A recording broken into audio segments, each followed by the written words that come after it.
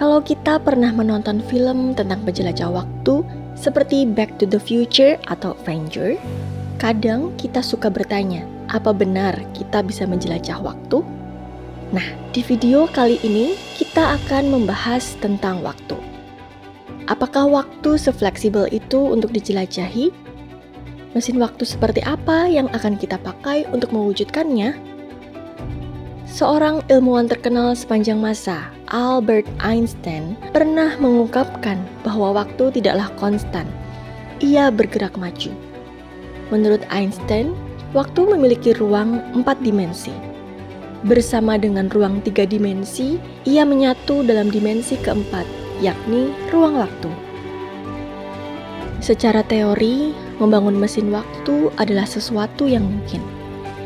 Tetapi yang dibutuhkan adalah sebuah mesin yang memiliki kecepatan cahaya. By the way, kecepatan cahaya adalah 300.000 km per detik.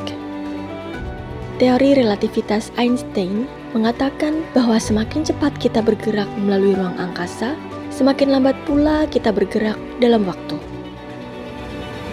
Misalnya, kita berhasil membuat mesin waktu dan bepergian ke sebuah planet yang berjarak 50 tahun cahaya. Ketika kita kembali ke bumi, kita akan menemukan bahwa semua orang yang kita kenal sekarang bertambah tua. Fenomena ini dikenal sebagai time dilation atau dilatasi waktu. Waktu bersifat linier, yaitu hanya berjalan maju. Untuk itu, kita hanya bisa melakukan perjalanan ke masa depan, bukan ke masa lalu. Jika kita melakukan perjalanan ke masa lalu, yang tercipta adalah sebuah paradoks. Kakekmu mungkin saja tidak menikah dengan nenekmu, dan kamu pun tidak akan pernah ada. Hal seperti ini yang diungkapkan di film Avengers. Mungkin kita bisa berharap dengan lubang cacing atau black hole, tetapi lubang cacing terdekat, yaitu Gaia BH1, memiliki jarak 1560 tahun cahaya dari bumi. Hal ini sangat sulit untuk dijangkau. Kembali ke pertanyaan, apakah kita bisa menjelajahi waktu?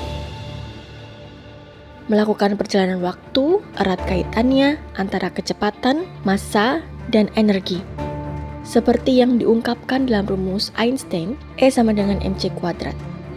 Ketika percepatan meninggi, maka berat benda akan semakin besar. Akan tetapi, ketika benda tersebut semakin mendekati kecepatan cahaya, maka massanya akan semakin besar. Hal ini menandakan bahwa untuk menambah kecepatan dengan percepatan yang konstan membutuhkan banyak sekali energi. Cahaya merupakan partikel yang tidak bermassa.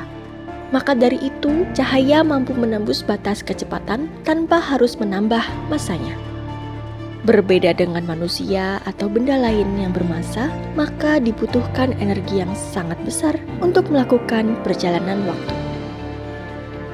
Wacana mesin waktu dengan menggunakan antimateri memang pernah mencuat. Namun sampai saat ini belum ada antimateri yang bisa diproduksi di bumi. Teori lain mengungkapkan tentang pembekokan ruang dan waktu. Para astronot di satelit ISS mengorbit bumi dengan kecepatan 27.580 km per jam, dibandingkan dengan rotasi bumi yang berkisar 1.675 km per jam. Maka dilatasi waktu berdasarkan kecepatan dan atau percepatan bisa berlaku. Perbedaan yang dihasilkan adalah sekitar 0,014 detik setiap 1 tahun. Bila dihitung, para astronot di ISS hidup di masa depan dibandingkan dengan kita, meskipun hanya 14 milidetik di masa depan. Ya, mungkin saja di masa depan, manusia bisa menciptakan benda yang memiliki kecepatan hampir atau lebih dari kecepatan cahaya. Dan bila sudah tercipta mesin itu, bukan tidak mungkin manusia mampu melakukan perjalanan ke masa depan.